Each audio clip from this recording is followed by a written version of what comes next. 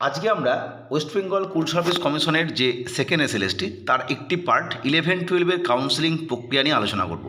আর মূলত আমরা দেখেছি ফার্স্ট ফেজ পার্ট 1 কাউন্সেলিং হয়ে যাওয়ার পর গ্রুপ সি এবং ডি এক্সামের জন্য কিছুদিন এই বিষয়টা পসপন্ড ছিল।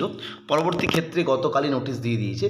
আমরা যেটা আজকে আলোচনা করব যে সাবজেক্ট ওয়াইজ যে ভ্যাকেন্সি বা কম্বাইন্ড মেরিট লিস্ট বা কাউন্সেলিং সিকোয়েন্স নাম্বার সেটা কবে দেবে।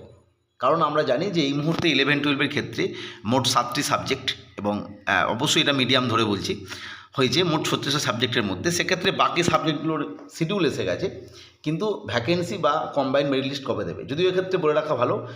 শিডিউল বলতে অবশ্যই সাবজেক্ট ওয়াইজ শিডিউল এখনও দেওয়া হয়নি, কিন্তু যেরকম শিডিউল দিয়েছে সেখানে তোমরা নিশ্চিত যে এর মাধ্যমে পার্ট 1 যে কাউন্সেলিং হয়েছিল তারপরে পার্ট 2 এর মাধ্যমেই কিন্তু ফার্স্ট ফেজ হয়তো সম্পন্ন করে দেবে এসএসসি।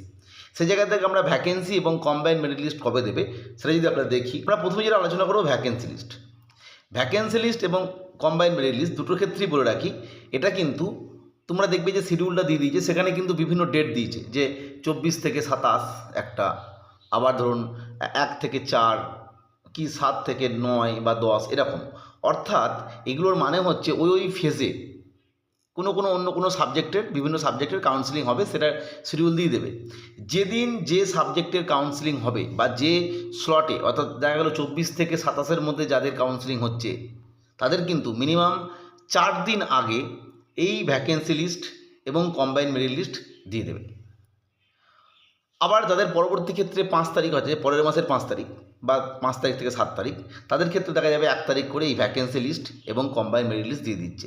অর্থাৎ সাবজেক্ট ওয়াইজ আলাদা করে ভ্যাকেন্সি লিস্ট এবং আলাদা করে কম্বাইন্ড মেরিট লিস্ট ঠিক যেদিন যার ইন্টারভিউ মানে যে সাবজেক্টের ইন্টারভিউ হবে আর কি, একদিন বা দুদিন ধরে ঠিক তার 3-4 দিন আগে দিয়ে দেবে এবং এটা নোটিশও দিয়ে দেবে। তবে এক্ষেত্রে বলে রাখা ভালো যে যেদিন ওরা নোটিশে উল্লেখ করে যে এত তারিখে আমরা ভ্যাকেন্সি লিস্ট বা কম্বাইন্ড মেরিট লিস্ট দেবো, দেখা যায় তার ঠিক 2-1 দিন আগেই কিন্তু এই লিস্টটা দিয়ে দেয়।